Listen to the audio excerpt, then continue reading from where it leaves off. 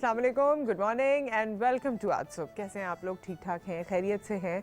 मैं इधर आजकल तो यही एन वक्त तक कुछ रहती है। खैर, आज मुझे आपसे एक बात करनी। कल मेरी दोस्त का फ़ोन आया और आजकल जो मौसम चल रहा है उसके हवाले से उसने मुझे बताया कि बच्चों की आंखों से बड़ा पानी निकल रहा है, आंखों में इचिंग बहुत हो रही है, ख़ारिश हो रही है, डॉक्टर के पास लेकर जाना पड़ रहा है। तो मैं एक चीज़ यहाँ पर, हमने आज एक इम्पॉर्टेंट सब्जेक्ट डिस्कस करना है जिसके लिए मेरे जहन में ये ख्याल भी आया कि बच्चों की आई साइट के बहुत मसाइल हो रहे हैं। और आई साइट के मसाइल क्यों हो रहे हैं? क्योंकि बहुत सारे गैजेट्स हैं, टीवी का टाइम बहुत बढ़ गया है, और गैजेट्स में मेरे ख्याल में जो सबसे एक्सेसिबल चीज़ है ना वो मोबाइल है। अम्मा अब्बा का मोबाइल, और करते कराते कुछ अरसे बाद जब सारी चीज़ें मोबाइल की समझ आ जाती हैं और सिक्योरिटी के मामलात जो मुल्क में हैं उसको देखते हुए माँ बाप का दिल बड़ा नर्म पड़ जाता है और वो सोचते हैं कि जी हमारे बच्चे के पास एक मोबाइल तो होना चाहिए।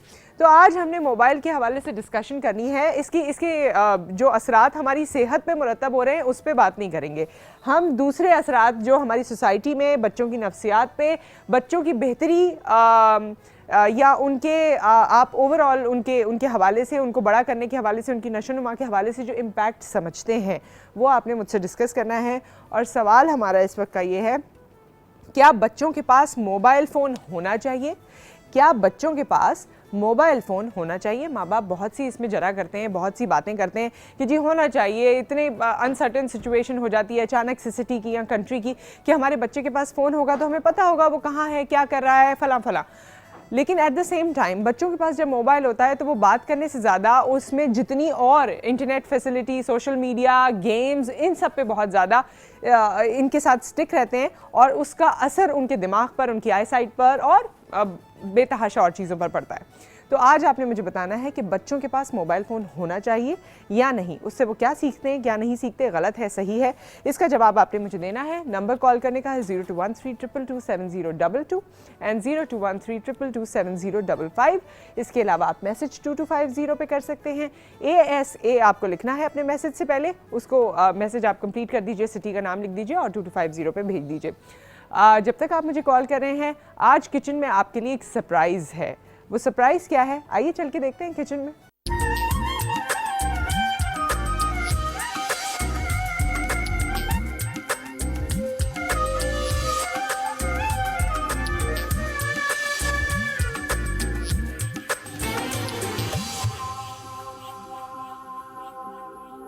जी, और सरप्राइज़ जो है वो बिल्कुल मेरे बराबर में है। मैं इनको सरप्राइज़ इसलिए कह रही हूँ क्योंकि आज हमारे साथ लुबना इमरान है। अस्सलाम वालेकुम, कैसी हैं? मैं अल्हम्दुलिल्लाह बिल्कुल ठीक ठाक है। जो वक्तन फवक्तन हमारे शो में आती हैं जी। और यहाँ पर मज़ेदार खाने बनाती हैं। और आज लुबना आपने क्या सोचा है, क्या चूज़ किया है? आज potato all time favourite vegetable जो हर किसी को बहुत पसंद है, बच्चों से लेके बड़ों तक। और किचन में ये मस्ट होती है, जैसे प्याज मस्ट होती है वैसे पोटैटो भी मस्ट होता है। तो इसी की आज एक रेसिपी, और झटपट है ना? जी, झटपट है, झटपट रेसिपी बनेगी।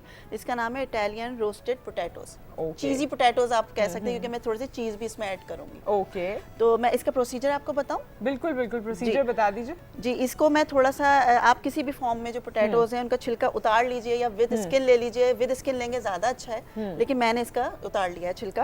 इसको क्यूब फॉर्म में मैं काट लूंगी। क्यूब फॉर्म में काट लीजिए, वेजिस काटिए, फ्रेंच फ्राइज फॉर्म में काटिए, इट्स अप टू यू, जिस पे आप जिस तरह आपको इजी है। अच्छा, इसका एक वेरिएशन ये है कि आप ऑयल में डाल के डीप फ्राई कर लीजिए इसको पहले। उसके बाद हमें इसमें थोड़े से इंग्रेडिएंट्स डाल के इसको ओवन में बेक करना है, थोड़ा रोस्ट करना है। लेकिन मैं थोड़ा सा हेल्दी वर्जन बताऊंगी कि मैं थोड़ा पानी में इसमें बॉयल कर लूंगी इसको। अगर आपको कोई ऐसा हेल्थ इशू नहीं है तो आप कर सकते हैं, ठीक है। तो मैं इसको पानी में डाल के 5 मिनट के लिए छोड़ दूंगी, सोक कर लूँ, बॉयल कर लूंगी। उसके बाद इसको निकालूंगी बाहर और उसमें थोड़े से इंग्रेडिएंट्स हैं, क्योंकि ये इटालियन हर्ब्स डालेंगे, क्योंकि नाम इसका इटालियन रोस्टेड पोटैटोज है।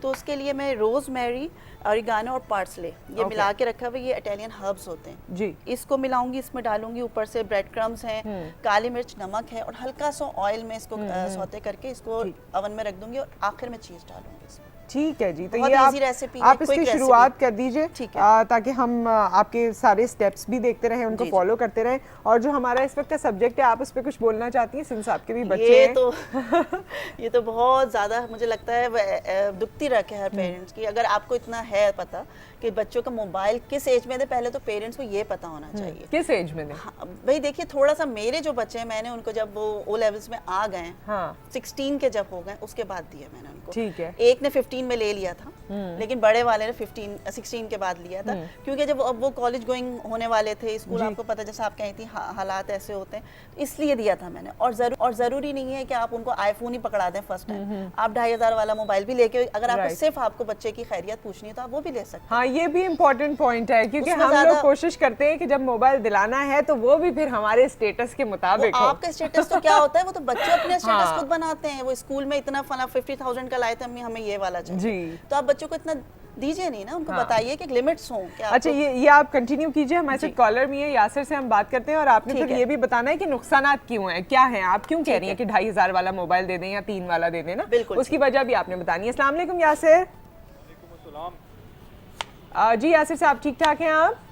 अल्लाह पाक का शुक्र है ठीक ठाक हूँ। आपने आज बड़ा अहम टॉपिक रखा हुआ है जी, तो उसके बारे में मैं ये कहूँगा कि मोबाइल जो है वो चाहे सस्ता हो चाहे महंगा हो, उसके साइड इफेक्ट्स तो बहुत हैं, लेकिन बात ये है कि उसके अंदर ये चीज़ है कि जो छोटी उम्र के जो बच्चे हैं उनको तो बिल्कुल भी नहीं देना चाहिए। सारी जिम्मेदारी माँ बाप की होती है, और 18 साल से ऊपर के जो मतलब 18 साल जब टच करे लड़का तो लड़की तो तब उसको मोबाइल प्रोवाइड करना चाहिए। 18 साल की उम्र में नहीं, उससे पहले ना माँ दें। बाप की ये जिम्मेदारी है कि वो उसको कैसे कंट्रोल करते हैं।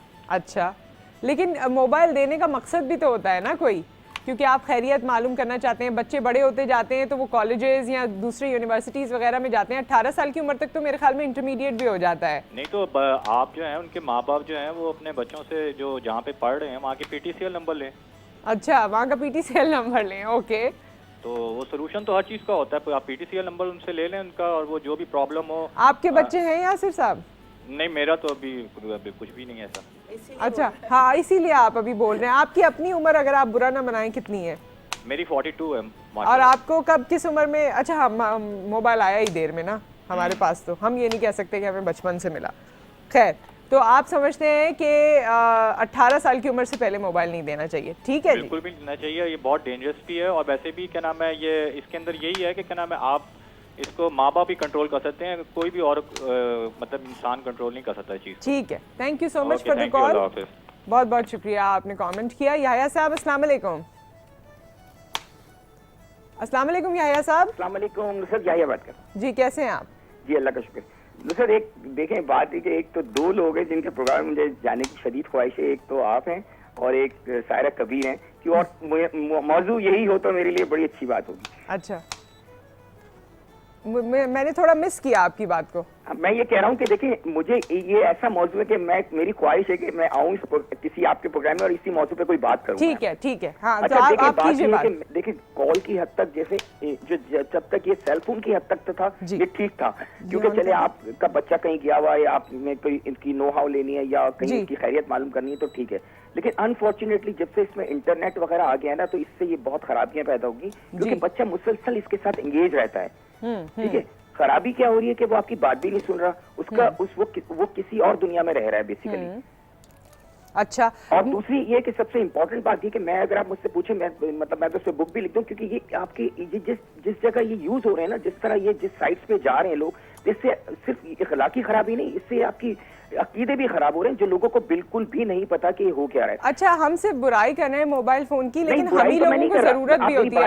याहिया साहब किस उम्र में फिर बच्चों को मोबाइल फोन देना चाहिए? 18 साल के, अब तो मुझे ये लगता है कि अब 3 साल या 4 साल के बच्चे के हाथ में भी वो होगा, क्योंकि इससे आप अवॉइड ही नहीं कर सकते, क्योंकि दुनिया का सारा सिस्टम इस पे आ चुका है। लेकिन जो कुछ हम ये मोबाइल को छोड़ दें, मोबाइल ले नहीं सकते हम उससे, लेकिन मेरे एज ए माँ बाप जिम्मेदारी है हम उसको बैठ के मोरल एथिकल वैल्यूज समझाएं। अगर वो नहीं समझाएंगे तो हाँ जी, तो अगर वो नहीं समझाएंगे तो नुसरत हम उसको ठीक नहीं कर सकते। लेकिन मोबाइल छीनना, ये याद रखिए, हमारे इख्तियार में नहीं होगा, और मोबाइल 18 साल तक के लिए वेट करना ये भी मेरे इख्तियार में नहीं होगा, क्योंकि सिर्फ इसमें कॉल का मैसेज नहीं है, इसमें फेसबुक है, लेकिन हमें उन्हें आगाही जरूर देते रहनी चाहिए कि क्या जरूरी है।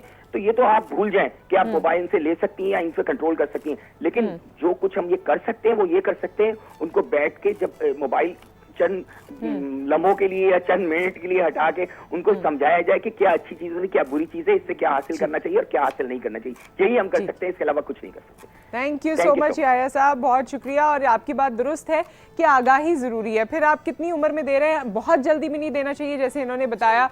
या हम देखते हैं कि किसी 5 क्लास 6 क्लास के बच्चे के पास भी मोबाइल है और माँ बाप यही कहते हैं कि जी सिक्योरिटी पर्पसेस की वजह से दिया है कि क्या करें, लेकिन ऐसा नहीं है। स्कूल के लेवल तक जब तक आप होते हैं वो बड़ा एक प्रोटेक्टिव एनवायरनमेंट होता है, वहाँ का आपको लैंड नंबर भी पता होता है, वहाँ आप बेहतर तरीके से बच्चों से कम्युनिकेट। पेरेंट्स को बच्चे से जिद करी, बच्चे को थोड़ा सा जिद करने दें, कुछ नहीं होता। आपको पता है कि क्या उनके लिए बेहतर है। बच्चों को कुछ नहीं पता, बच्चे तो कुछ भी मांग सकते हैं, तो आपको उनको बताना है, समझाना है कि मैंने तो छोटे छोटे बच्चों के हाथ में एज अ टॉय देखा है उसको, बैठे हुए खेल रहे हैं बच्चे, उसमें गेम्स भी होते हैं, तो आपको पता है कि आपको बच्चे को किस एज में देना है, तो उसको समझाइए। और ये सिर्फ मोबाइल में नहीं है कि आप ये हर चीज में है कि आपको अच्छी और बुरी बात, क्योंकि बच्चा बाहर निकलेगा तो वो तो दुनिया में घूमेगा ही, तो हर चीज सीखेगा, तो आपको उसको बताना है कि क्या चीज अच्छी है, उसके यूजेस बताना। लेकिन ज्यादातर कॉलर्स ने आके अब तक यही कहा है कि मोबाइल फोन नहीं देना चाहिए। अगर देना चाहिए तो 16 साल, 15 साल, 18 साल ये उम्र भी कही गई है, और यानी जब तक थोड़ा सा अकलो शऊर आ जाए। एहसन साहब की कॉल है। अस्सलाम वालेकुम। जी वालेकुम अस्सलाम, और आपको सबको देखने वालों को जुम्मतुल मुबारक की बहुत बहुत मुबारकबाद। जी आपको भी मुबारक हो। माशाल्लाह बहुत अच्छा टॉपिक रखा जो वक्त की हर घर की जरूरत है। होता ये है कि वालिदैन खातून खाना जो वहाँ घर में मौजूद साहब हैं वो अपना मोबाइल, आपकी आवाज बहुत कम हो गई है एहसन साहब, और बच्चे जो है वो उठा लेते हैं और उसमें से वो यूज करते हैं। तो वैसे मोबाइल जरूरतन तो बहुत अहम है आजकल के इसमें, लेकिन मैं भी यही रिकमेंड करूंगा कि 18 ईयर्स या 16 ईयर्स के जो तालिब इल्म है, स्टूडेंट वगैरह जाते हैं, वो मोबाइल रखें और उसमें भी कोशिश करें। वैसे मुमकिन तो नहीं है आजकल, क्योंकि उनके अपने फ्रेंड्स होते हैं कि इंटरनेट और फेसबुक वगैरह की फैसिलिटीज ना हो, लेकिन बड़ा सीरियस मैटर है। लेकिन छोटे बच्चों को आपके ख्याल में मोबाइल, छोटे बच्चों को आपके ख्याल में मोबाइल नहीं देना चाहिए ना? नहीं, मेरा ख्याल है कि नहीं लेना चाहिए। जो बड़े बच्चे उनको भी समझाना चाहिए। और सबसे अहम चीज जो है वो ये है कि दें, आप सब कुछ करें, पेरेंट्स वालिदैन बच्चों के साथ बैठ के कम्युनिकेट करें। बड़े बच्चों के साथ इसमें ये खराबियां हुई हैं, फेसबुक में अजनबी आ जाती हैं, उनको मत एंटर करना, उनके साथ निकलना, ऐसे वाकयात हो चुके हैं। वालिदैन कॉन्फिडेंस मिले, उनकी अच्छी तरबियत करें, उसके बाद उनको दे दें जरूरत न, और थोड़ी नजर भी रखें। हम तो चीजें बहुत सी काम की बातें, दुनिया भर की पढ़ाई की, तालीम की, मुख्तलिफ साइंटिफिक फेनोमेना के बारे में वहाँ से मालूमात फौरन मिल जाती है। बच्चों के इल्म में इजाफा होता है, उनकी वोकैबुलरी बढ़ती है, उनका interaction level, communication skill, exposure बढ़ता है, इसमें कोई शक नहीं। लेकिन नुकसानात भी हैं, तो वालिदैन का फर्ज है कि बैठ के कॉन्फिडेंस मिले, बेटा इससे ऐसे नुकसान हुए, बच्चों ने नुकसान उठाया, फैमिली ने सफर किया, हम आपको आपके फायदे के लिए दे रहे हैं, और इत्मीनान में रखें, उनसे बाउंडिंग अच्छी रखें, तो इस तरह दे सकते हैं और फायदे भी हासिल होंगे। खाने पीने की तरह तरह की। जी एहसन साहब, मुझे ब्रेक लेनी है। बहुत शुक्रिया, आपने हमें कॉल किया और तमाम इन्फॉर्मेशन हम तक पहुंचाई। ये जो आलू आज बन रहे हैं इटालियन, इसके बारे में हम मजीद आपको बताते हैं। फिलहाल ये बॉयल हो रहे हैं। ब्रेक के बाद मजीद रेसिपी। स्टे विद अस।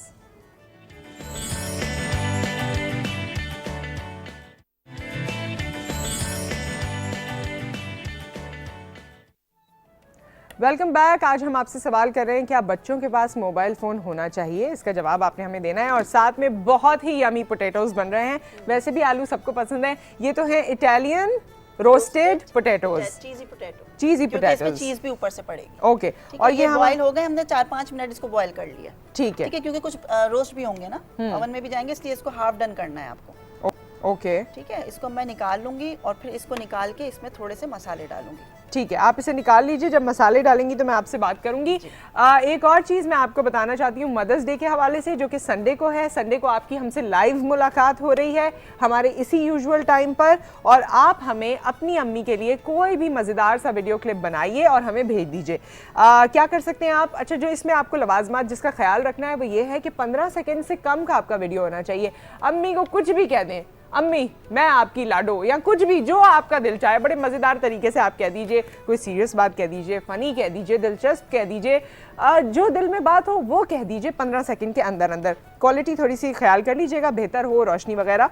और उसके बाद आपने इसे भेजना है 0311 299 8079 0311 2998079 इज़ अ नंबर जो कि स्क्रीन पर मौजूद है, वहाँ से नोट डाउन भी कर लीजिए। वहाँ आपने अपना वीडियो क्लिप भेजना है। अगर आपने इस वीडियो क्लिप में ये तमाम चीज़ों का ख्याल रखा जो मैंने आपको बताया, तो इंशाल्लाह ज़रूर आपका क्लिप आपकी अम्मी के लिए संडे को हम अपने प्रोग्राम के थ्रू उनको दिखाएंगे, ठीक है, यहाँ चलाएंगे। तो आपने उसके अभी से प्रिपरेशन शुरू कर दीजिए। और नुसरत ये ऑलमोस्ट निकल गए थोड़े से, वो मैं भी निकाल लेती हूँ। आपको पहले बता दूं कि इसमें अभी थोड़े से निकाल के थोड़ा सा ड्राई भी कर लीजिएगा, ठीक है। मैं इसी पे डायरेक्ट डाल रही हूँ। हाँ। थोड़ा सा मैंने सॉल्ट डाला है, वो अपने टेस्ट के हिसाब से आप एडजस्ट कर लीजिएगा। ब्लैक पेपर पाउडर है। अच्छा, कुछ लोगों को मजा ऐसे ही आता है अपने हाथ से स्प्रिंकल करने मुझे में, उसी से है ना, कुछ क्योंकि आदत है जी। और ये इटालियन हर्ब्स हैं जी। इसमें ये ऑरिगेनो सब ड्राई फॉर्म में, ऑरिगेनो है और ये थाइम और रोजमेरी है, ठीक है। आप पार्सले भी इसमें डाल सकते हैं, ठीक है। ओके, ये मैं तीनों एक जगह ही कर लेती हूँ, जिसका फ्लेवर आपको ज्यादा अच्छा लगे ये उसी तरह से। ओके, ये थोड़ा सा इसके ऊपर डालेंगे, हल्का सा मैं ऑयल भी डाल के इस पे रखूंगी, ठीक है। ब्रेड क्रम्स हैं, ओके, थोड़े से ये भी डालूंगी। ये एज अ साइड डिश भी यूज कर सकते हैं आप, एज अ सैलेड भी यूज कर सकते हैं, या डाइट पे हैं आप तो उस पे भी यूज कर सकते हैं, ठीक है। थोड़ा सा ऑयल बस। अब और इसको चीज इसके ऊपर ही अभी डालूंगी थोड़ी, बाकी जब थोड़ा गरम गरम बाहर निकालूंगी इसको ओवन से ना, तो ऊपर से डालूंगी, तो ताकि मेल्ट हो जाए, और हरा धनिया ऊपर से डालूंगी। सही है। तो आप ये तमाम प्रोसीजर कर लीजिए, फिर आप इसे बस ओवन में रख रही हैं ना, और कितनी देर के लिए रखना है? 10 मिनट्स, 8 to 10 मिनट्स। ओके। और हमारे साथ कॉलर है शाहिद साहब, अस्सलाम वालेकुम।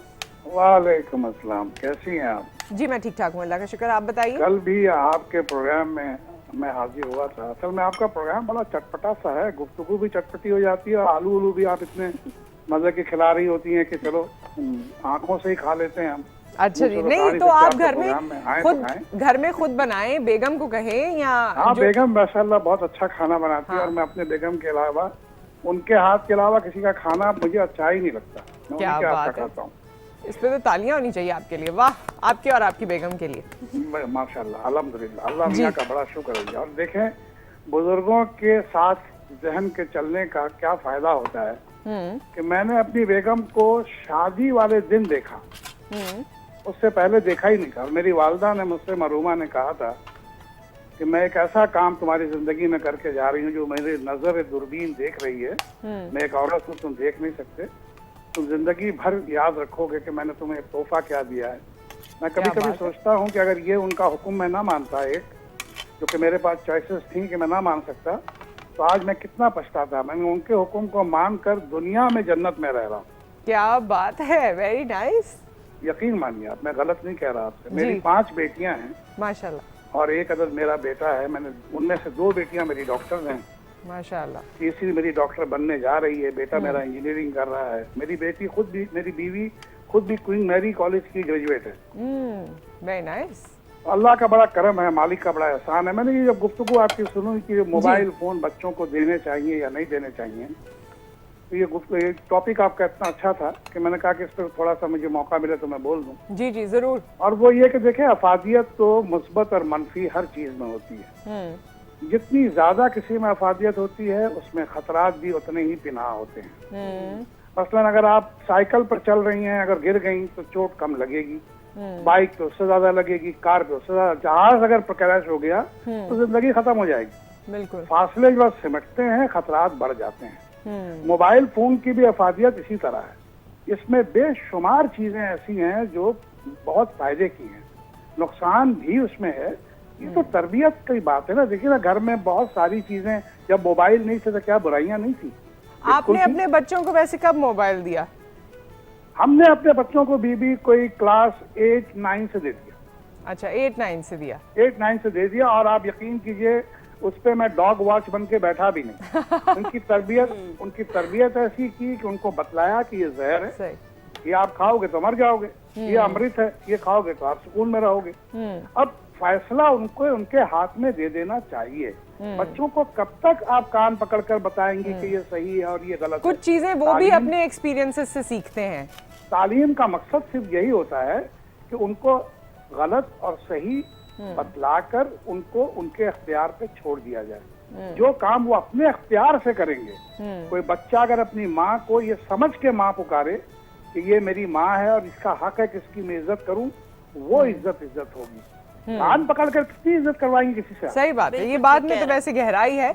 बहुत शुक्रिया, आपने कॉल किया, बड़ी अच्छी बातें की। आपकी बातें सुन के मुझे बड़ा मजा आ रहा था, जो आपने फैमिली के हवाले से भी बताया, अम्मा का भी जिक्र किया, और अम्मा का इसी तरह का कोई भी जिक्र आप कर सकते हैं, इसकी क्लिप बना सकते हैं और हमें भेज सकते हैं मदर्स डे के लिए। 15 सेकंड के अंदर अंदर होनी चाहिए। जी नुसरत, ये बिल्कुल ठीक जो साहब कह रहे थे कि ये बिल्कुल ठीक कह रहे हैं कि देखिए यूजेज बुरा होता है, किसी टेक्नोलॉजी जो आई है बिल्कुल, उससे वो पीछे तो भी बुरी नहीं रह नहीं है, सकते, हाँ। चाहे वो कंप्यूटर्स हैं, मोबाइल्स हैं, किसी अब आप उसका यूजेज देखिए कि कैसा है। नेगेटिव और पॉजिटिव तो सब चीजों में होता है, आपको सिर्फ बच्चे को बताना है कि किस तरीके से इसको यूज करना है, किस तरह यूज करें। लेकिन ये बात है जो मेरे ख्याल में कॉलर्स भी कह रहे हैं, और अगर हम बजाते खुद भी इसके बारे में सोचें तो ऐसा ही है कि आप समझते हैं कि जी मेरा बच्चा जो है उसको बहुत छोटी उम्र में मोबाइल देने की जरूरत नहीं है, बल्कि मोबाइल देने की भी एक उम्र है। ये मोहब्बत है हाँ। पेरेंट्स के लिए, पता है वो कहते हैं हमें मोहब्बत है अपने बच्चों से, हम अब इनको हम अफोर्ड कर सकते हो कि हम नहीं दे सकते, जबकि ये मोहब्बत नहीं है आपके बच्चे से, क्योंकि आपका बच्चा तो आपके पास आएगा और कुछ हर भी चीज़ मांगेगा, मांगेगा वो तो तो आपसे। आपके ऊपर है कि आप उसे क्या देना चाहते हैं। बहुत सी और चीजें मोबाइल के अलावा भी जिस पे हम पाबंदी रखते हैं, जी। टाइमिंग्स पे पाबंदी रखते हैं। जब छोटे होते हैं उनका अलग टाइम होता है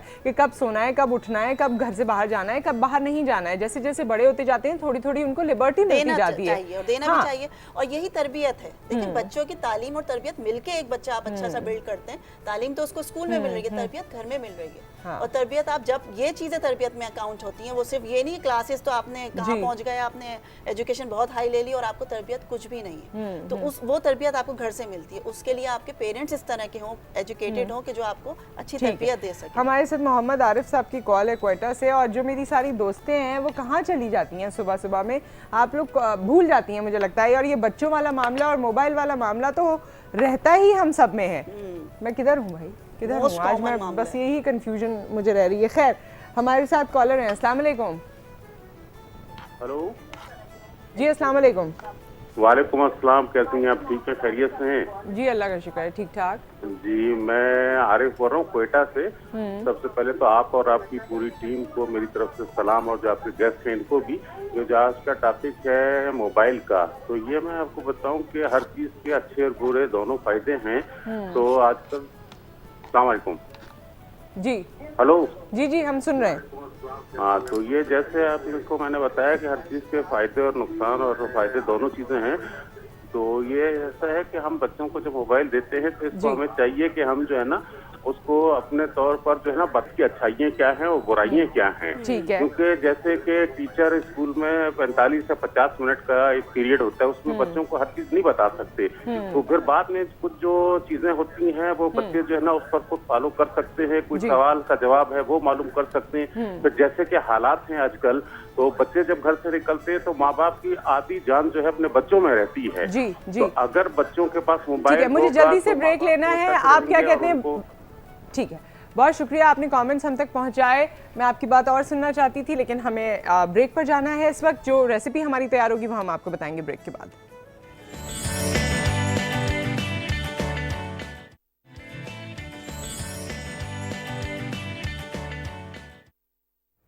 वेलकम बैक। और यहाँ पर ये पोटैटोज तैयार हो चुके हैं, और मैंने सोचा था एक आपके सामने ट्राई करना बनता है। अच्छे हैं, डिफरेंट हैं, और हमारे पास क्योंकि वक्त की कमी होती है जी, तो शायद थोड़ी सी चीज और मेल्ट हो जाएगी तो ज्यादा अच्छे लगेंगे। ये ब्राउन भी हो जाएगा, ग्रिल थोड़ा सा कर लीजिएगा थोड़ा देर, क्योंकि थोड़ा सा चीज को मेल्ट होना है तो वो थोड़ा सा अच्छा लगेगा, इफेक्ट अच्छा आता है। तो मैंने ऊपर से भी डाल दिए, चीज निकाल के गरम था तो, और उसमें से हरा धनिया और बड़ा अच्छा सा आपने उसे सजाया है, और साथ में धनिया और टमाटर, बहुत खूबसूरत लग रहा है। Thank you so very much. आप आई और ये पोटैटोज वाली डिश जो आपने बनाई है, ये बच्चों के लिए भी बड़ी अच्छी होती है, उनको पसंद भी होते हैं। साइड डिश है, तो आप जरूर बनाइए और उसके बाद हमें बताइए इसके बारे में। Thank you so much. अब आपसे जो हम बात करने लगे हैं, बल्कि मेरे साथ ही मेरी अगली मेहमान है जरीन रेहान। अस्सलाम वालेकुम, कैसी हैं? ठीक है। अच्छा जरीन, आज ये अपने घर का सारा जो बेकार सामान था वो उठा के ले आई हैं। जी, कबाड़। अच्छा कबाड़, और इनको ये कबाड़ लाने के लिए होम एक्सपर्ट की हैसियत से आज हमारे शो में हैं। और ये कबाड़ लाने के लिए हम ही ने कहा था, क्योंकि इस तरह का वो सामान जो हमें कबाड़ महसूस होता है या हमें लगता है कि अब किसी काम का नहीं है, उसे कैसे काम में लाया जा सकता है, किस काम में लाया जा सकता है। तो आप ये काम में ले आती हैं? रिसाइकलिंग हो जाती है ना चीज़ों की, जैसे पुरानी चप्पलें हैं वो उसके ऊपर का कुछ मटेरियल ख़राब हो गया है, उसको आप कैसे रिसाइकिल करेंगे या क्या आप नई चीज़ उससे जनरेट कर सकते हैं, एक नई चीज़ बना सकते हैं। जैसे ये मेरे पास कार्टन में से निकला था ये पैकिंग, तो इसको मैंने अपने मेरी जो बेटी है उसने अपने रूम में उसको कुछ अच्छा सा बना के उसको कवर अप करके और अपनी पिक्चर्स उसमें उसने लगाई, तो वो बहुत खूबसूरत एक हैंगिंग सा तो वो इससे ये मेरे पास एक सोफा मैंने बनवाया था तो उसका स्वेट बच गया था। ओके उसने हार्डबोर्ड पे बनाया है तो उसने ये यूज़ किया है। मैंने सोचा कि छोटे बच्चों को और इजी हो जाएगा, तो ये रैपिंग पेपर्स जो होते हैं अच्छा ये चलते कितना है? ये जो हम चीजें रिसाइकिल करके बना लेते हैं चलती हैं? ये बिल्कुल चलती है, लॉन्ग लास्टिंग होती है? बिल्कुल लॉन्ग लास्टिंग होती है। अच्छा ये मैंने इसलिए ये लिया कि ये थोड़ा डार्क कलर है तो इस पे जरा प्रोमिनेंट हो जाएंगी सारी चीजें, तो इसको हम इससे कवर करके और मैं आपको बना के भी दिखाती जाती हूँ ताकि आपको पता चलता बना के जाए। दिखाती जाइए। बिल्कुल। और ये बहुत ही ऐसी चीज़ है कि हम फेंक देते हैं, बहुत ही बिल्कुल यूजलेस चीज़ है वैसे तो, लेकिन ये कि इसको आप इस्तेमाल कर लें इस तरह। तो ये एक वाइट वाली भी जो शीट आती है वो क्या कहते हैं हम उसको, जिसको बड़ा तोड़ने का सबको बड़ा दिल चाहता है, क्या उसका नाम मेरे ज़हन से निकल गया। उसकी होती है ना टीवी एसी सब चीज के अंदर आती उसका है। मुझे नाम मुझे भी नहीं याद आ रहा, लेकिन निकल गया इस वक्त। बचपन से वो फोड़ने का बड़ा मजा आता था, उसको पैकिंग होती थी और वो बड़ा उसको नहीं सॉफ्ट कॉर्क होता है, वो कॉर्क होता है, वो व्हाइट कलर का ना, व्हाइट कलर का बुरबुरा बुरबुरा होता है जी, लेकिन वो जो है वो तो निकल जाता है, लेकिन ये जो जैसे कार्टन पेपर होता है बारीक वाला, ये बहुत सारे कार्टन्स के अंदर से आप जमा करके, और बहुत इजी है, ये कुछ नहीं करना है इसमें। इसको आप कीजिए। हमारे साथ कॉलर भी है इफ्तिखार साहब, अस्सलाम वालेकुम। वालेकुम सलाम नुसरत, कैसी हैं आप? मैं ठीक ठाक, अल्लाह का शुक्र। थर्माकोल कहते हैं वैसे। अल्लाह का बहुत करम है। अच्छा नुसरत, मैं पहले पिछले सेगमेंट में बात करना चाह रहा था, सॉरी एक्चुअली मेरी कॉल नहीं लग सकी, तो मैं आपसे कोई बात नहीं, आप बात कर लीजिए। हाँ नुसरत, कहने का मतलब मेरा एक तो वो मैं सारी की सारी बातें शाहिद साहब की सेकंड करूंगा जो कराची से कॉल कर रहे थे कि सबसे पहले आपको अपने बच्चों को प्रीच करना है, तबलीग मोटिवेट करना है किसी भी सिलसिले में कि आप अपने किसी भी चीज़ का नुकसानात क्या हैं, फवाइद क्या हैं, और उसके बाद फिर आप अपने बच्चों को वो चीज़ दीजिए फॉर अच्छा हम सब तो इफ्तिखार साहब इस बात पे तकरीबन मान ही रहे हैं कि बच्चों को मोबाइल नहीं देना चाहिए बहुत कम उम्र में, तो वो कौन से माँ बाप हैं जो बहुत जल्दी बच्चों को मोबाइल दे देते हैं, या क्या उनके कंसर्न्स होते हैं? कहना चाहूँगा वही बात होती है कि नौ दौलती और पंप एंड शो वाली बात आ जाती है सारी की सारी। अच्छा, उसमें आपके ख्याल में दिखावा होता है? दिखावा कि मेरे बच्चे के पास तो आईफोन है, मेरे बच्चे के पास तो फला फोन है, स्मार्टफोन है, और ये फोन है और वो फोन है। आपको भी हंसी आई, आप भी मुझे इस बात का जवाब देंगी। जी इफ्तिखार साहब बहुत बहुत। और दूसरा मैं ये कहना चाह रहा था कि आप अपने किचन वाला सेगमेंट जो है इसको खत्म करें, बिकॉज सब मोटे होते जा रहे हैं आप समेत। अच्छा okay, thank you so much. अच्छा वैसे में एक बात है, हमारे साथ शाजिया भी कॉलर हैं, और ये बात मैंने पिछले दिनों भी कही थी कि हर किसी के साथ कोई मसाइल हो सकते हैं, मेरे साथ भी हो सकते हैं, आपके साथ भी हो सकते हैं, हम किसी दिन बहुत पतले हो सकते हैं, किसी दिन बहुत मोटे हो सकते हैं, एंड देयर आर पर्सनल, एक इम्पैक्ट पर्सनल लाइफ का भी होता है।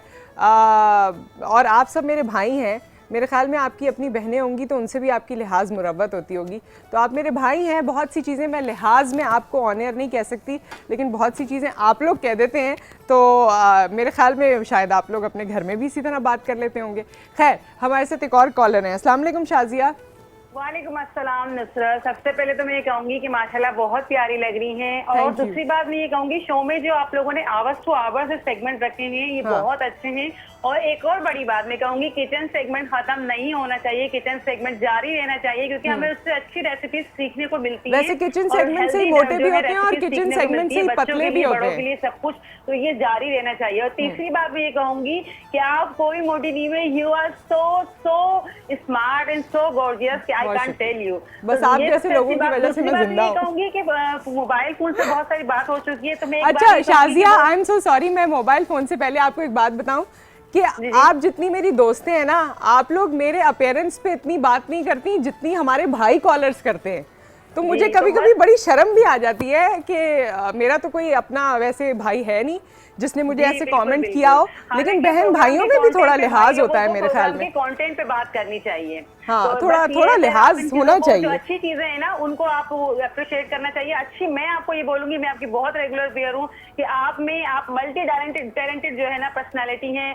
Thank you Shazia. बहुत बहुत जबरदस्त है, पॉजिटिव वाइब है आपकी। दूसरा जो ज़रीन आई है बहुत अच्छा सिखा रही हैं और बहुत अच्छी घरेलू चीजें लेकर बता रही हैं, तो ये भी हम जरूर सीखेंगे। नुसरत, मैं आपको ये कहूंगी कि you are really really the number 1 host of the boarding show. Thank you भाई, थैंक यू। नंबर 1 नंबर 2 का तो कुछ नहीं। Doing great job. I love your show and I love you. Thank you thank you thank you. देखिए नुसरत, ये मेरे पास कुछ pictures थी पुरानी, मेरी बहन की, उसके बच्चों की, मेरे बच्चों की, जब छोटे थे बहुत ज़्यादा, तो वो मैंने लेकर और इनको बिल्कुल सिंपल थंब पिन से हमें इसको, इस पेपर को भी आप बैलेंस करेंगे और सारी पिक्चर्स को भी आप इसमें ऐड कर देंगे। ठीक है, ये सबसे इजी वे है।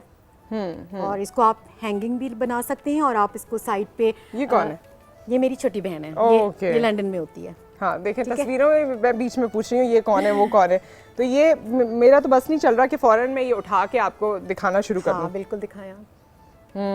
ये इसलिए इसकी तस्वीर है कि ये इससे मेरी बहुत ज़्यादा अंडरस्टैंडिंग है। अच्छा। और बस ये ऐसा है इसका कि अगर मैं सोचूं तो ये इसको पता चल जाता है कि मैंने क्या सोचा। अच्छा, बहन भाइयों में भी ये वाली अंडरस्टैंडिंग होती है कि अगर 5 हैं, 4 हैं, 3 हैं तो एक से किसी से ज्यादा है। ये भी टॉपिक है भाई, बिल्कुल याद रखें। ये आप दिखा सकती हैं। ओके, ये बड़ी खूबसूरत सी आपके पास एक ऐसा कुछ बन गया है क्या? Frame type. हाँ, पिक्चर फ्रेम। और इतना झटपट बना है। इसको इन्होंने थंबपिन से जोड़ दिया है, बजाय इसके कि आप ग्लू लगाएं और किसी हैसल में पड़े, आप थंबपिन से जोड़ के, और कितना खूबसूरत सा ये आपके पास एक तस्वीरों का कोलाज बन गया है। बिल्कुल। अच्छा, आप चाहें और आप थोड़ा सा आर्टिस्टिक कोई वर्क करना चाहें तो आप इसे थोड़ा डिफरेंट तरीके से काट के एक ग्रुप ऑफ फोटोज यहाँ लगाएं, एक ग्रुप ऑफ फोटोज यहाँ लगाएं। अभी तो जाहिर है मेरे पास टाइम की कमी होती है, मगर ये चीजें आप कर सकते हैं, बहुत ईजी हो सकता है। और आप रूम को अपने डेकोरेट कर सकते हैं। ओके, ठीक है, एक तो ये हो गया। अच्छा, इसके अलावा चप्पलें खराब हो जाती हैं ना, उसके ऊपर कोई और मटेरियल लगा होता है। उसके बाद मुझे याद आया, हमारी एक कॉलर थी, उन्होंने बताया था, पता नहीं उन्होंने ऑनलाइन किसी को ऑर्डर किया था और जब वो सैंडल्स आई तो वो इतनी पायदार नहीं निकली, जल्दी टूट गई। तो अगर कोई सैंडल ऐसी हो और टूट जाए तो आप उसका क्या कर सकते हैं? हाँ देखो, ये जो है ये बेलें पड़ी होती हैं घर में अक्सर, क्योंकि मैं डिजाइनिंग भी करती हूँ तो मेरे पास बेलें वेलें मौजूद होती हैं, तो मुझे खरीदना नहीं पड़ा कुछ। तो मेरे पास एक चप्पल थी, बड़ी अच्छी मैरी क्लेयर की चप्पल थी, लेकिन ऊपर से उसके स्टोन्स खराब हो गए थे ना, तो वो झड़ गए थे, तो मैंने वो पूरे रिमूव कर दिए। और मैं दिखा देती हूँ आपको। एक तो ये मैं बना के लाई थी थोड़ी सी, ताकि आपको पता चल जाए। इसके ऊपर मैंने बेल किस तरह स्टिक किए, बस सिंपल ग्लू से। एक अच्छा ग्लू ले लें किसी भी कंपनी का, ठीक है, और ग्लू लगा के, राइट। बहुत ज़्यादा इसमें भी कोई बहुत ज़्यादा मेहनत और बहुत ज़्यादा परेशानी वाली चीज़ नहीं है। आप अच्छा सा ग्लू लगा के इसको 1-2 सेकंड के लिए छोड़ के, एंड हमारे पास ये जब तक ग्लू लगा रही हैं रिजवाना की कॉल है। अस्सलाम वालेकुम। वालेकुम सलाम। नुसरत, क्या हाल है आपके? मैं ठीक ठाक, अल्लाह का शुक्र। आप बताइए कैसी हैं? मैं रिजवाना बात कर रही हूँ ना, कराची से। तो नुसरत, ये जो आपका टॉपिक है, मैं समझती हूँ ये हर घर की ज़रूरत है। ये जो आज हम बना रहे हैं, घर में जो फारिग सामान है उसको कैसे इस्तेमाल में लेकर आना है। हाँ, ये बहुत आज हर घर की जरूरत है। इससे मैं भी अपना एक्सपीरियंस शेयर करना चाहूंगी कि मैं भी मतलब जो ओल्ड फैशन जो ड्रेस हो जाते हैं ना, मैं उनको बहुत अच्छा सही कर लेती हूँ। अच्छा, और ना मैं ये भी बताना चाहूंगी कि जो शरारे होते हैं ना, उनके तंग पजामे बहुत अच्छे बन जाते हैं। जो घर में लोगों के शरारे रिजेक्ट कर देते हैं, उनके आप तंग पजामे बना लें, बहुत खूबसूरत पजामे बनते हैं। और मैं ये काम, मुझे मतलब ये काम करके मुझे खुशी होती है। मेरी मदर इन लॉ मुझे कहती है ये तो नए को पुराना कर लेती है। वाह। तो मुझे बड़ी खुशी होती है इस बात पे कि जब मेरी मदर इन लॉ मेरी तारीफ करती हैं और बहुत खुश होती हैं। और मैं अपने हस्बैंड की इनकम को भी सपोर्ट कर लेती हूँ, उसी में उनकी इनकम को भी मैं बड़े अच्छे से मैनेज कर लेती हूँ। Very nice. अच्छा, एक तो आपने बताया कि शरारों से तंग पजामे बन सकते हैं, और क्या बन सकता है? और जो छोटे बन सकते हैं, आप छोटी शर्ट को, अगर आपके पास छोटी शर्ट है तो आप उसको लॉन्ग कर सकते हैं। आप उसको खूबसूरत बेलें लगा सकते हैं, आप उसके ऊपर मैचिंग करके उसके रिबन लगा सकते हैं। बहुत ये काम मतलब मैं बहुत महारत से करती हूँ, इसलिए मैंने कहा आज आपका टॉपिक ऐसा है तो मैं थोड़ा सा शेयरिंग करूं। आई एम श्योर कि आप सीधी कमीजों को फ्रॉक स्टाइल में भी कर लेती होंगी। जी बिल्कुल, है ना? और वो भी महारत से, कोई महारत से कोई... इतना माशाल्लाह इतना खूबसूरत करती हूँ कि बता दे रहे मदर इन लॉ मेरी तारीफ करने पे मजबूर हो जाती हैं, कहती हैं ठीक है। मैंने कहा अपनी शेयर करूं ताकि कितने लोगों को इस बात का पता चल सके। ठीक है, बहुत अच्छी बात है, बहुत अच्छी बात है। Thank you so much. और मैं आपको ये भी बता दूं, एक तो आपने वीडियो क्लिप बनाना है जो हमें भेजना है मदर्स डे के हवाले से। टैंग ने भी आपके लिए एक ऑप्शन दिया है जो मैं अनाउंस कर रही हूँ। टैंग इस मदर्स डे पर आपके लिए कुछ खास करना चाहते हैं और उन्होंने कहा है कि अगर आप अपनी वालदा के लिए कोई मैसेज रिकॉर्ड कराना चाहते हैं तो आप उनका नंबर, मैं एक नंबर आपको बता रही हूँ, वो आप अभी नोट कर लीजिए, अपनी वालदा के लिए मैसेज उनके पास रिकॉर्ड करवाइए। वो मैसेज आपकी वालदा को मदर्स डे पे भेजेंगे और आपको एक लकी ड्रॉ में भी शामिल करेंगे और हो सकता है उसमें आपको कुछ तोहफा वगैरह भी मिल जाए। तो नंबर है इनका टैंग के हवाले से 0344 8888 ये नंबर स्क्रीन पर भी मौजूद होगा। 0344 8888 इज़ द नंबर। इस पे आप अपना मैसेज रिकॉर्ड करवाएंगे। लेकिन ये टैंग के हवाले से है और मदर्स डे के हवाले से ही है। हमसे आपने रब्ता करना है तो उसके डिटेल्स मैं आपको अलग बता चुकी हूँ।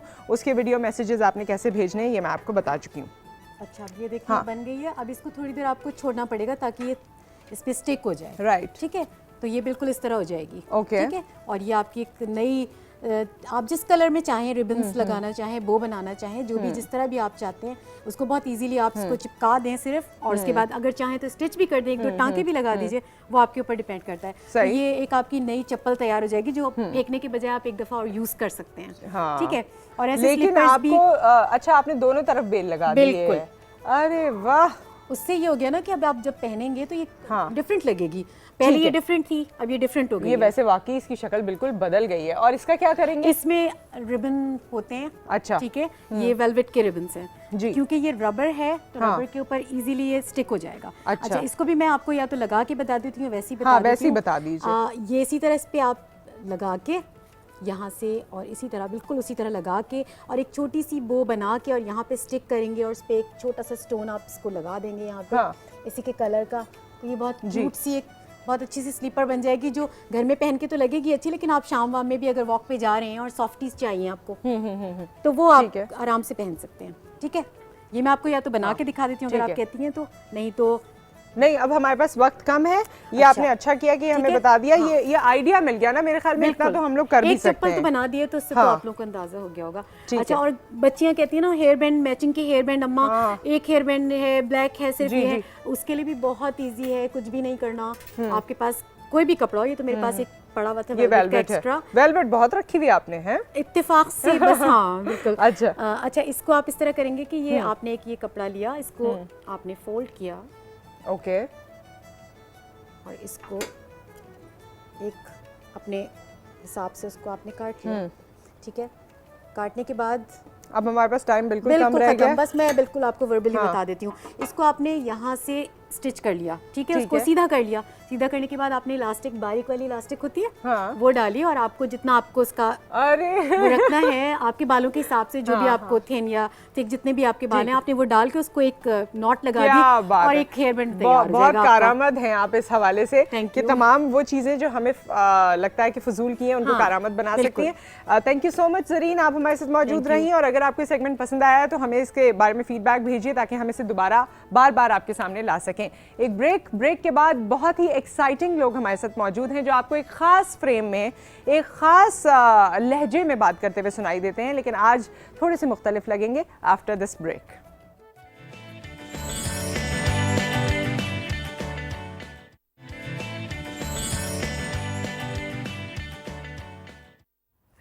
Welcome back. और अब वो सारे लोग जिनको आपने बड़ी मोहब्बत से आप देखते रहे, आपका उनसे कनेक्शन है, लेकिन आप उन्हें एक ख़ास अंदाज में देखते रहें, एक स्ट्रिक्ट अंदाज में बस अपना काम करते हुए, बात करते हुए, आपको उस वाक़े के बारे में आगाह करते हुए जो उनके इर्द गिर्द हुआ होता है।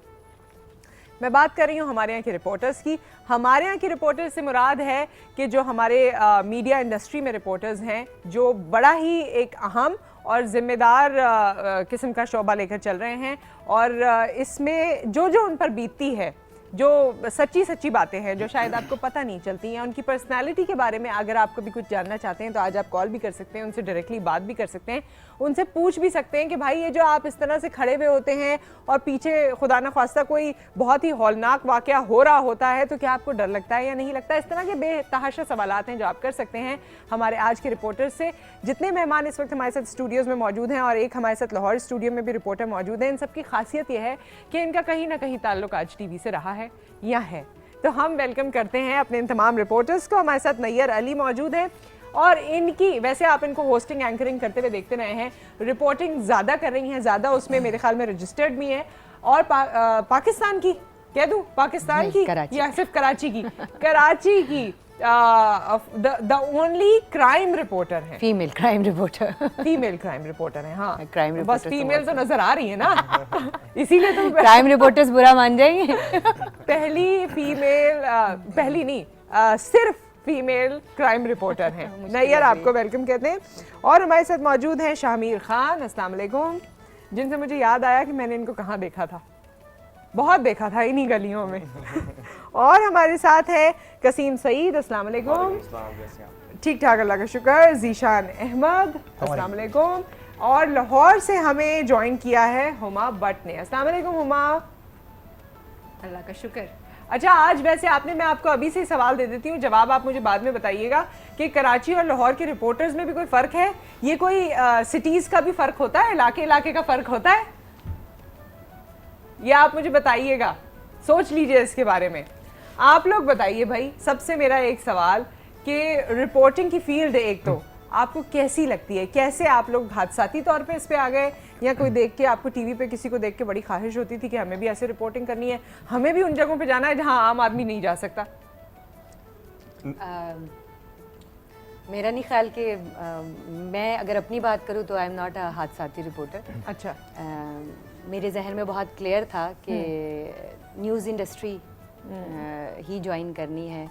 वो जो बच्चे होते हैं ना स्कूल कॉलेज में, यूनियन के हेड हैं, यूनियन के प्रेसिडेंट हैं, और फिर हेड गर्ल्स, वो वाला बच्चा थी आप? मैं वो वाला बच्ची थी। हाँ। तो फिर वो जो है वो ऐसा एक चलता आया, माइक के साथ खेलने की इतनी आदत पड़ गई थी कि उसके बगैर फिर गुजारा नहीं था। रेडियो किया, उसके बाद जब टीवी चैनल ज्वाइन किया तो पहला चैनल आज था, और आई वाज इन इस्लामाबाद, और वहाँ से स्टार्ट लिया। और आई वाज क्लियर कि वो जैसे होता है ना, आप जब शुरू कर लेते हैं, कुछ लोग कहते हैं यार आप ड्रामा भी कर सकते हैं, यार आप ये भी कर सकते हैं, बट आई वाज क्लियर कि मैंने खुद को जो है वो हमेशा न्यूज़ एंकरिंग, कभी कोई ऐसी डिसअपॉइंटमेंट नहीं हुई कि मैंने ये फील्ड चूज़ की थी तो पता नहीं क्या सोच के चूज़ की थी? पहले 4-5 साल होस्टिंग और रिपोर्टिंग की, जो फील्ड के स्टार्ट लिया जब, और उसके बाद फिर एंकरिंग, न्यूज़ एंकरिंग, होस्टिंग, उसमें लग गई। लेकिन साथ साथ रिपोर्टिंग चलती रही, बिकॉज वो अंदर से basically I am a reporter. तो अब पिछले कोई 1-1.5 साल से I am just doing reporting. I am working as crime reporting ही की है? नहीं, मैं पार्लियामेंट कवर करती थी इस्लामाबाद में, पॉलिटिकल रिपोर्टर थी, स्पेशल असाइनमेंट, स्पेशल रिपोर्ट्स बनाती थी, सोशल जो इश्यूज़ हैं उनके ऊपर काम करती थी। और अब जो है वो because I am a special correspondent in my channel, तो बेसिकली मेरी जो रिस्पॉन्सिबिलिटी है वो क्राइम है, लेकिन उसके साथ साथ बाकी चीज़ें भी चलती रहती हैं। ओके, हाँ जी। क्राइम रिपोर्टिंग में हादसाती तौर पे है, क्योंकि एक ही इवेंट ऐसा हुआ था जिस पे सीनियर्स ने ऐसा कहा कि यार तुम कर सकते हो। अच्छा। तो मैंने बकअप किया सब ने। तो फिर यह है कि क्राइम रिपोर्टिंग में आके फिर एडवेंचर भी बहुत होते हैं, मज़ा भी आता है ज़रा, तो एडवेंचरस लाइफ होती है क्राइम रिपोर्टिंग। तो डर भी होता है कहीं, या घर वालों के कंसर्न्स और ये तमाम चीज़ें? घर वालों के कंसर्न्स लाजमी होते हैं, लेकिन डर अब नहीं है। अब नहीं है? अब नहीं है। बेसिकली आए डर फेस करके है। रिपोर्टिंग स्टार्ट ऐसे हुआ कि शेल लगा के तो स्टार्ट की रिपोर्टिंग। ओहो। तो इसलिए अब डर तो नहीं है, लेकिन ऑब्वियसली घर वालों के कंसर्न होते हैं, घर वाले परेशान होते हैं कि मेरा बच्चा कहाँ है। अच्छा, बीच में जब आप रिपोर्टिंग कर रहे होते हैं, क्योंकि घर वालों का तस्करा कर दिया, तो कभी ऐसा हुआ है कि घर वालों की भी कॉल आ रही है बीच में, कॉल वेटिंग पे आ रही है? हाँ, बिल्कुल आती है। बिल्कुल बिल्कुल बिल्कुल। और उस वक्त वो कॉल अच्छी भी लग रही होती है, लेकिन बुरी भी लग रही होती है, क्योंकि ऑफिस से जो कॉल आती हैं वो बेयर करना बहुत मुश्किल होता है। वैसे तो इतना गैप ही नहीं होता कि घर वालों की कॉल ली जा सके उस दौरान में, वो आने ही देते हैं। Is there is something happening. हाँ जी, आप लोग बताइए। अच्छा, नहीं, मेरे ख्याल है कि शायद रिपोर्टर जो है वो बनता नहीं है, वो पैदा होता है ना शुरू से ही। आपको एक चीज़ होती है जिसको आप फार्म में कहते हैं यार इसके अंदर तो रिपोर्टिंग का कीड़ा है एक ना, ये शुरू से। अब हम उस सोसाइटी से बिलोंग करते हैं नुसरत, जहाँ पर ये बात होती है कि यार ये जो बोल रहा है ना इसके पीछे कुछ और कहानी है। ये वो हमारी सोसाइटी का डिलेमा है, चाहे वो पॉलिटिशियन बोल रहा हो या कोई ऑफिशियल बोल रहा हो, कहते हैं यार अंदर की कहानी जानो वो क्या है। तो वो जो बचपन से लोगों से सुना ना अंदर की कहानी, तो फिर पता चला कि जी आप रिपोर्टर बन के अंदर की कहानी जो है वो निकाल के ला सकते हैं। तो वो एक जो चीज़ थी वो रिपोर्टिंग में ले आई, और आई थिंक ये सबसे ज़्यादा प्रेशर भी तो होता है, और फिर कभी कभी आपको अपनी जॉब अजीब भी लगने लग जाती है कि मतलब जो जितनी एक्सपेक्टेशन आपसे लगाई जा रही है अगर वैसा ना हो, सुनने को मिलती हैं फिर?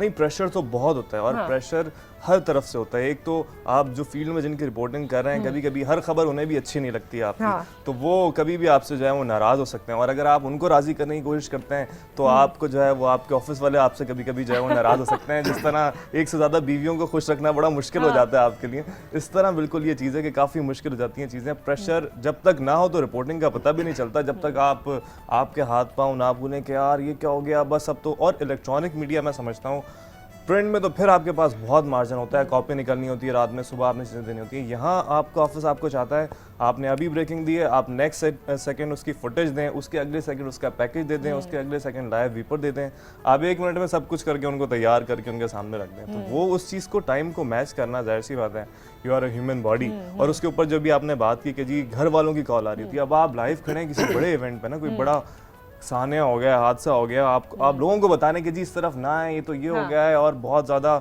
जो है यहाँ पर क्राइम स्ट्रेप लग गई है, और फिर आपके घर से कॉल आती है दादी की या अम्मा की, अब्बा की, देखो बेटा केयरफुल रहना। तो हम तो लोगों को बता रहे हैं कि केयरफुल रहना, लेकिन कहते हैं नहीं तुम दुनिया के लिए रिपोर्टर हो गए, हमारे लिए हमारे बच्चे हो, तुम समझते क्यों नहीं हो।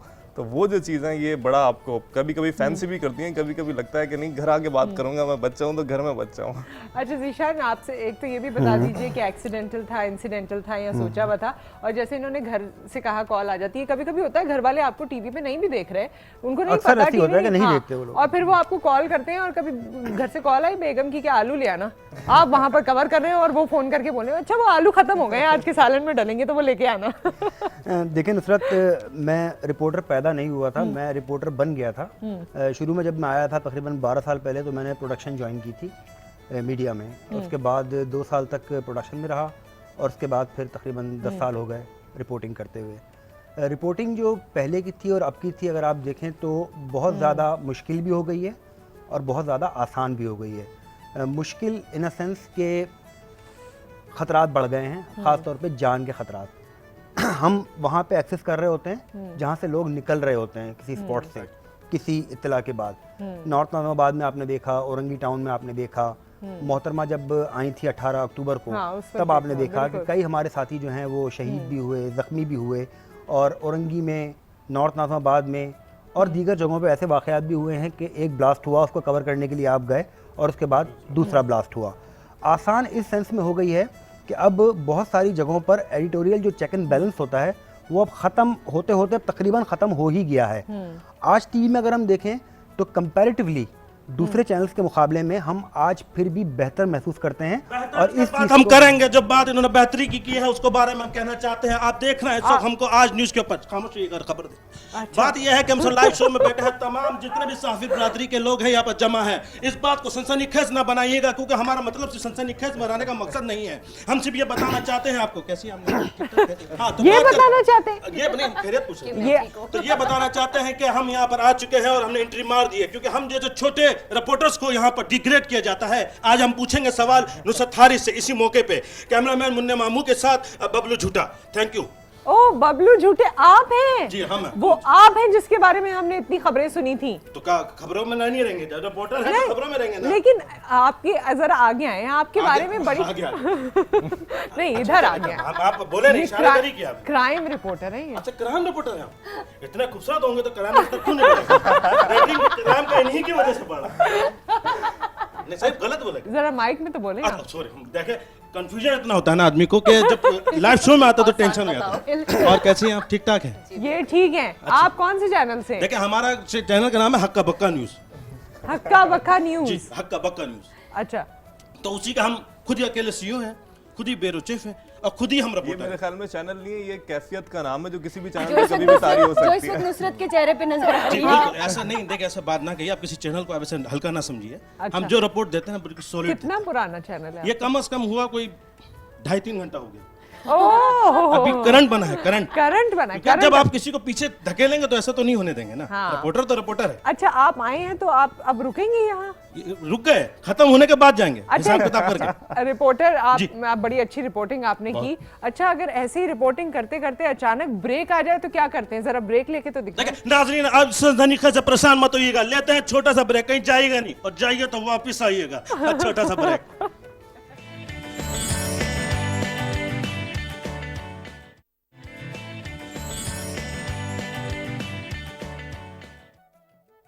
Welcome back. अच्छा, रिश्तों में मसला होता है। बबलू झूठा हमारे साथ मौजूद है। बिल्कुल मौजूद है। झूठा बोलते हुए मुझे इतना अजीब लग रहा है। झूठा, देखिए हमारा नाम झूठा ऐसा नहीं पड़ा है, असल में हमारा पहले जूतों का कारोबार था, तो वो हमारा जूता बहुत मशहूर था पूरे इलाके में ना। अच्छा। तो बेसिक नाम हमारा बबलू जूता था, लेकिन मुनासिब नहीं लगता ना, तो उसके बाद हमने जो बातें जो छोड़ी हैं लोगों के सामने, तो फिर नाम हमारा झूठा हो तो गया। इसलिए हम रिपोर्टरिंग की तरफ इनसे भी आप बात कर सकते हैं। और हमारे साथ नैयर अली मौजूद हैं, शामिर खान मौजूद हैं, कसीम सईद मौजूद हैं, जीशान अहमद मौजूद हैं, और लाहौर में हमारे पास हुमा भट्ट है, उनसे हम बात भी करते हैं। और इन सब से भी आप बात कर सकते हैं कॉल करके। जी हुमा, सोचा कि कराची और लाहौर के रिपोर्टर्स में क्या फ़र्क है? पहले तो सबसे पहले शुक्रिया कि आप लोगों ने हम लोगों को बुलाया है, और हम वो लोग हैं जो कि बिल्कुल स्क्रीन के बैक पर खड़े और लोगों के तासुरात जानते हैं, लेकिन आज आप हमें बुलाकर बैठी हुई हैं और हम लोग अपने तासुरात बता रहे हैं कि हम लोग किस तरह फील करते हैं पीछे खड़े होकर। तो जहाँ तक बात है लाहौर और कराची के रिपोर्टर्स की, तो मेरा यहाँ तक ये ख्याल है कि मुझे इलाके से तो कोई फ़र्क नहीं पड़ता, लेकिन हाँ, जब आप जिस तरह के कराची के लोग जो हैं वो इस वक्त लाहौर में मौजूद हैं और लाहौर में यहाँ पर काम करते हुए दिखाई दे रहे होते हैं, उसी तरह लाहौर के जो लोग हैं वो कराची में काम कर रहे होते हैं। इलाका इतना मैटर नहीं करता अगर आपके दिमाग में रिपोर्टर का वो जो इंस्टिंक्ट है ना, और जो वो कीड़ा है, जो अभी बात हो भी रही थी, वो जो कीड़ा है ना, अगर वो आपके अंदर मौजूद है तो आप पर इलाका कभी भी मैटर नहीं करता है। अच्छा, वैसे तो मुझे इसी तरह अगर आप इस सिचुएशन को देख रहे हो और रिपोर्टिंग फील्ड में पहुंच जाएं और बाहर निकलें, किसी भी जगह पर चले जाएं, जैसे अगर मैं लाहौर में हूं तो मुझे बहुत दफ़ा मौका मिलता है कि मैं मुल्तान में जाती हूं, वहां पर जाकर जलसा कवर करती हूं, मुल्तान के बाद गुजरात में जाती हूं। तो इसी तरह जो आप इलाके के जब आप दूसरी जगह पर जाते हैं तो वहां पर थोड़ी देर तो आपको लगती है हर चीज़ को समझने के लिए, लेकिन जैसे ही वो समझ आपको आती है तो उसके बाद आपके लिए सब कुछ नॉर्मल हो जाता है। अच्छा, वहाँ पर आप लोग बिल्कुल वैसे भी ये बात जैसे कि आप लोग अपने शहर में शुरू हो गई। अच्छा हुमा, एक और चीज भी, हाँ जी हुमा, एक बात सुनिए। मुझे एक आर्टिस्ट ने कहा कि कराची वाले लोगों में ना हबड़-दबड़ बहुत है, बेचैनी बहुत है, बड़ी जल्दी जल्दी चीजें करनी है, और लाहौर वाले जो होते हैं ना वो थोड़ा सा रिलैक्स होके, थोड़ा सा नहीं चिल, हाँ, बहुत चिल होते हैं। तो ये वाला मिजाज मैं पूछ रही थी कि ये रिपोर्टर्स में है कि कराची से आया तो बस फू फा हूँ हाँ बस चल रही है। वो लोग कहते हैं, लाहौर वाले कहते हैं नुसरत के पहले रोटी शोटी खा लो, खबर देख लेंगे फिर। क्योंकि हम लोग जो है वो दिखाते नहीं है ज्यादा कि हम लोग बड़ा शोर और पैनिक हो रहे हैं, हम लोग बड़े आराम से बड़े तहम्मुल से अपना काम कर लेते हैं। अब कराची की सारी लौट बैठी हुई है तो उसमें कराची में बड़ी हड़बड़ी सी मची होती है, लेकिन लाहौर में भी यही सिचुएशन है। अगर आपके पास ब्रेकिंग है तो वो आपने एज इट इज देनी है जिस तरह के कराची के लोगों ने दी। रोटी शोटी के बाद आप पर इलाका जो है वो बहुत ज्यादा मिजाज पर असरअंदाज होता है, थोड़ा बहुत हो सकता है लेकिन बहुत ज्यादा नहीं हो सकता। ठीक है, मैंने दोनों जगह क्योंकि काम किया है, लाहौर में भी काफी अरसा मुझे काम करने का मौका मिला, तो डिफरेंस है। हाँ? वो जैसे भी जीशान कह रहा था ना कि वो वहाँ पे ना थोड़ा कूल है माहौल, कि आप रोटी शोटी खा ले, खाना ज्यादा कूल है, वो खाना बहुत जरूरी है। बाकी हर चीज शुरू भी खाने पे होती है, खत्म भी खाने पे होती है, और ये नहीं है कि वो बिल्कुल हुमा एक मिनट इनकी बात सुन लेते हैं और खाने की तरफ भी ध्यान रहता है। अच्छा हुमा, पहले इनकी बात सुन लेते हैं ना, उसके बाद फिर आप जवाब दीजिएगा। हुमा मुझे बताएं, आप लोगों की अलिफ के साथ क्या दुश्मनी है? स्क्रीन को स्क्रीन और स्कूल को स्कूल, ये अलिफ के साथ क्या लाहौरियों की दुश्मनी है? वो कहते हैं आप एक्स्ट्रा क्यों लगाते हैं? हम अलिफ बे पे से ही देखें, अलिफ से तो अलिफ बे पे शुरू हो रही है, आप अलिफ को ही हटा देते हैं। जी हुमा, क्योंकि इतनी खिचड़ी पकी हुई थी, मुझे कुछ सुनाई नहीं दिया कि क्या हो रहा है यहाँ। ये बहुत अच्छी ट्रिक होती है रिपोर्टर्स की, जब आपको किसी सवाल का जवाब ना आता हो तो आप बोलें जी मुझे आवाज नहीं आ रही जी। मैं कसीम सईद वाली रिपोर्टिंग स्टाइल नहीं कर रही हूँ, मैं अपना बता रही हूँ। अच्छा एक चीज थोड़ी सी चेंज करते हैं, पूछ सकती है सब कुछ, क्या इसमें सिचुएशन है? अच्छा एक चीज बताइए, जब जाहिर है न्यूज़ एंकर पे प्रोड्यूसर का प्रेशर होता है, उसने एक ट्रांसमिशन कैरी करनी है, वो प्रेशर है, वो प्रेशर आप तक भी मुंतकिल होता है कि रिपोर्टर फील्ड में है, बस रिपोर्टर आ गया, आप करें, आप अब बात करें। अच्छा नुसरत, इस चीज़ के जो आपकी बात काट रहा हूँ, सॉरी, कि इस चीज़ की बात भी जो आपकी जा रही है ना, वो लाहौर में जिनके हेड ऑफिसेज है ना, तो वहाँ पर जो डेस्क पे बैठे हुए लोग हैं उनको कराची का अंदाजा नहीं है कि कराची कितना बड़ा है। तो हमारे वो साथी जिनके ऑफिसेज लाहौर के अंदर है, हेड ऑफिस, वो बड़ी मुश्किल फेस करते हैं। वो कहते हैं जी बस हुण चले जाओ, बस 5 मिनट लगने ने। अब 5 मिनट अगर कराची में लांडी में को ब्लास्ट हुआ है और आप यहाँ से निकले हैं तो आपको पहुँचने में 1.5 घंटा चाहिए वहाँ असल में वो हाँ ये पॉइंट है, ये चीज समझने की जरूरत है, ये बिल्कुल सही बात है। करे बंदा तो वो फौरन ही वो 5 मिनट का वो बताते हैं, 20 की वो नहीं बताते। दे रहे हैं शामिर, वो आपसे पूछते हैं, वो थोड़ी गूगल पे जाएंगे। नहीं वो एक्सेप्ट बड़ा मुश्किल हो जाता है। लेकिन ज्योग्राफिकल देखिए ये लोग, अच्छा ये बात यहाँ इम्पोर्टेंट हुई है जो सुननी चाहिए कि अगर हमारे पास वाकई कोई ऐसा शख्स है जो लाहौर बेस्ड है और वो न्यूज़ डेस्क पर है और रिपोर्टर यहाँ पर है, तो वो उनसे ये एक्सपेक्ट ना करें कि ये 5 मिनट का रास्ता होगा। कराची का ट्रैफिक जैम, कराची के जो बाकी तमाम मामलात हैं वो जरा डिफरेंट चेंज है। तो मेरे ख्याल टॉपिक चेंज करते हैं। कल को हमें किसी ऐसे ऑफिस में जॉब करने की जरूरत पड़ गई तो वो लेगा क्या क्या उनको इसीलिए कहा जा रहा है कि तुम्हारे लिए 5 मिनट नहीं 2 मिनट है। सवाल करना था कि अगर आपसे न्यूज़ एंकर, जब कभी होता है न्यूज़ एंकर और वो रिपोर्टर से पूछ रहा हो देने का शुक्रिया, और रिपोर्टर जो है उसने जवाब दे दिया, अब दोबारा घूम फिर के कहीं वही सवाल आ गया और फिर आपने वही जवाब देना है, कभी आप लोग मतलब क्या फील करते हैं उस वक्त? आपके दिल में क्या आ रहा होता है? जरा सच्ची सी बात बताएं। जो दिल में आ रहा होता है वो तो नहीं बता सकता, मगर भाई ये मजाक करिए नुसरत, जो दिल में आ रहा है तो वो नहीं बताना, नहीं बता सकते। देखिए आप जो बात कर रहे हैं ना रिपोर्टिंग का, देर लगता है, हमारे पास जैसे धमाका हो या कुछ भी हो, मुश्किल से 5 मिनट में खबर आ जाता है। अब बोलिए कैसे? देखिए हम इलाकों में सारे अपने दोस्त अहबाबों को फोन नंबर बांट दिए। अच्छा। जैसा कुछ होता है लांडी में तो लांडी के दोस्त को फोन कर, बता खबर लाओ जल्दी से, वो वहीं से बताता है, ये बेटा बोलता है लाइव हाउ खड़े। स्मार्ट। अच्छा वैसे अभी भी एक खबर है, तो हमें ब्रेक लेनी है। क्या बात कर ब्रेक लेना? खबर है। नाजरीन लेने जा रहे हैं मैं ब्रेक, लेकिन इससे पहले खुदा का वास्ता आपको कोई जाना नहीं है, क्योंकि ले रहे हैं हम छोटा सा ब्रेक, आपको आना ही पड़ेगा, समझे?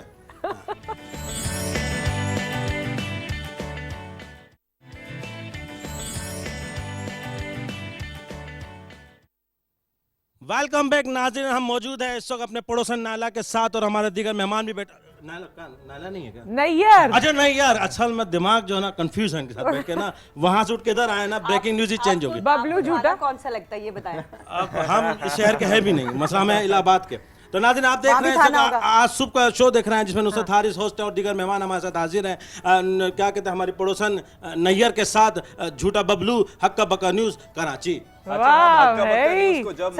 आप हमें कोई ये स्टोरी दें कि भाई मैं आपको स्टोरी एक असाइन करता हूँ, कायम अली शाह साहब की आप असल एज निकाल के बता दें हमें, तो हम मानेंगे आपका चैनल कुछ है। देखिए उसके लिए बहुत आसान तरीका है, गूगल पे चले जाएं या फेसबुक देखिए, बहुत से बड़े उनके बारे में रिसर्च आया हुआ। हम क्या बोले, हम तो मसला हमारे दादा से सलाम दो आप लोगों को सबको इलाहाबाद में कायम अली शाह नहीं होते ना? नहीं वहाँ जैसा नहीं है, पारे हो चुका। अच्छा हुमा समेत आप सबको एक टास्क दे रहे हैं, एक एक लाइन देंगे, सिर्फ एक लाइन है। आपने जी कुछ कहा जा रहा है? हाँ जल्दी करते हैं भाई, जल्दी करना है, आपने इसकी ब्रेकिंग न्यूज बनानी है। कसीम आपसे शुरू कर रहे हैं। शहर में लौकी 12 रुपए किलो हो गई। जी देखें, शहर कायद के जो हालात हैं उसमें लौकियों का 12 रुपए किलो हो जाना जो है वो अनहोनी बात नहीं है। आज लौकी जो है सुबह ही 12 रुपए किलो जो है वो बिक रही है। इसके बाद शहर के बाजारों में जो है इस वक्त तांता बन चुका है। लोग और आवाम की बड़ी तादाद जो है वो घरों से निकल कर इस वक्त बाजारों में आ गई और तमाम के तमाम लोग जिनको लौकी पकानी है या नहीं पकानी है वो भी खरीद रहे हैं। और मुझे लग रहा है इतनी देर से मुझे ब्रेक के लिए नहीं कहा गया, तो हमारे एंकर्स भी लौकी खरीदने चले गए। अच्छा जी, वेरी नाइस। मीरा ने अंग्रेजी में PhD कर लिया। जी बिल्कुल, हम आपको बताएंगे कि यहाँ पर मीरा जो है उन्होंने PhD कर लिया है अंग्रेज़ी में। वैसे तो वो पहले भी PhD थी और वो खुद को कंसिडर यही करती थी वो PhD हैं, लेकिन इस वक्त जो है वो हम आपको यहाँ पे ये अहम तरीन खबर जो है उससे आगाह कर रहे हैं कि मीरा ने PhD कर लिया है। और ये PhD जो उन्होंने कौन सी यूनिवर्सिटी से की है, जब हमने उनसे पूछा तो उनको खुद भी पता नहीं था उस यूनिवर्सिटी का नाम, लेकिन वो PhD कर चुकी हैं। जी वाह वाह वाह वाह, क्या बात है। अच्छा जीशान, कतरीना कैफ ताहिर शाह के अगले वीडियो सॉन्ग में जलवागर होंगी। क्यों नहीं बताया आपने? हाँ जी जी बिल्कुल, देखें ताहिर शाह का नाम जो है वो किसी तारुफ का मोहताज नहीं है, मगर अब ये खबर आई है कि कतरीना कैफ जो कि भारत की नंबर 1 हीरोइन है, वो अब ताहिर शाह के नए वीडियो में जलवागर होंगी। कतरीना कैफ के ज़राए से जो हमारी बात हुई तो उन्होंने इस बात को कंफर्म नहीं किया है, मगर ताहिर शाह इस बात पर बज़िद हैं कि कतरीना कैफ ने इस चीज़ को एक्सेप्ट कर लिया है और अनकरीब वो उनकी वीडियो में जलवागर होंगी। जी, और यही जी एंकर भी करता है जी। अच्छा, अहमद शहजाद ने सेल्फी से तौबा कर ली। जी देखें, जैसे कि हम सब जानते हैं अहमद शहजाद हमारे क्रिकेट टीम के सुपरस्टार कभी हुआ करते थे। शायद अफरीदी के साथ उनकी बड़ी सेल्फीज आती थी, लेकिन अब देखने में आ रहा, सुनने में आ रहा, हमारे ज़रा ये बता रहे हैं कि उन्होंने सेल्फी से जो तौबा कर लिया, क्योंकि शायद अफरीदी को टीम से एक बार फिर ड्रॉप कर दिया गया है। अहमद शहजाद भी एक बार टीम से ड्रॉप हैं, दूरियाँ आ गई हैं कुछ इन दोनों में, इसलिए सेल्फी से जो इस बार ये देखने में आ रहा है कि इन दोनों ने जो है किनारा कर लिया है। और अब बोला ही जा रहा है कि सेल्फी नहीं, सिर्फ और सिर्फ अहमद शहजाद आएंगे, वो भी कहीं किसी क्रिकेट ग्राउंड में, लेकिन TV पे नहीं। अरे वाह। और हुमा, आपके लिए तो मैं स्पेशल वाला बनाती हूँ कि आप बताइए, आपने ये ब्रेकिंग न्यूज़ देनी है कि कराची में कुछ बबलू झूठा जैसे रिपोर्टर्स भी घूम रहे हैं। हाँ, उनसे बहुत होशियार है। कराची में बबलू झूठा जैसे रिपोर्टर घूम रहे हैं। अच्छा। हाँ। सोच के जी, मैं आपको ये भी बताती चलूं कि इस वक्त कराची से एक बहुत अहम खबर जो है हम लोग अपने नाज़रीन के साथ शेयर करते जाते हैं कि बबलू झूठा, जो कि पहले भी किसी तारुफ का मोहताज नहीं था, और अब जो है वैसे ही बबलू झूठा जैसे बहुत से दूसरे रिपोर्टर्स जो हैं वो भी सामने आते जा रहे हैं। और इस वक्त कराची में बबलू झूठा जैसे रिपोर्टर जो हैं वो यहाँ पर मौजूद हैं, और उनकी तरफ से, बबलू झूठा की तरफ से ये कहना है कि उन्होंने कराची में आमिर जो है, उन्होंने अभी कराची में वो आज ही आए हैं, और इसके बाद से वो जो भी आपने बात कही है वो मैं भूल गई। ओके, चले, गुड। हमारे बारे में इतना सोचने का बहुत बहुत शुक्रिया। अच्छा, अगर आपको गा के ब्रेकिंग न्यूज़ देनी हो, ये कौन सा गाना है? ये होता है मेरे मनवा गाता जा रे, जाना है हम का दूर। ब्रेक ले लीजिए, नहीं तो नहीं, ब्रेक नहीं है, ब्रेकिंग न्यूज़। ब्रेकिंग न्यूज़ थी। देखिए, आपने ब्रेकिंग न्यूज़ एक गा के बतानी है। ये कैसे होगा? ये भी है। जाने जा शहर में हुआ है धमाका, Oh my God। 4 थे जख्मी थे, 2 पुलिस का पड़ा छापा, बंदे वहाँ पकड़े गए, मशकूक थे आदमी वहाँ। यह थी ब्रेकिंग न्यूज़। अरे वाह, आप अच्छा ऐसा जलील कराएंगे ना शो के अंदर, जहाँ ब्रेकिंग गा के देंगे ना, नहीं, ऐसे तबियत से लोग धोएंगे कि हमारे पास, क्या बताएं। Thank you so very much. मुझे बिल्कुल आज के टाइम का जेन्युइनली पता नहीं चला, और मैं चाहती हूँ कि आपके साथ हम एक बार फिर नशिस्त रखें। बहुत सी दिल की बातें रह गई हैं, है ना? वो हमने ऑफ द कैमरा कर दिया। लेकिन करेंगे, ऑन एयर भी करेंगे। Thank you so much. Thank you Huma, आपने हमें वक्त दिया। अब सब आप लोग अपनी अपनी ड्यूटी पर रवाना हो जाइए। All the best to you. हमारी नेक तमन्नाएं, दुआएं आप लोगों के साथ हैं। बबलू, आपसे तो मैं मिलती हूँ जरा प्रोग्राम के बाद। अपना ख्याल रखिए, दुआओं में याद रखिए। टेक केयर, अल्लाह हाफिज।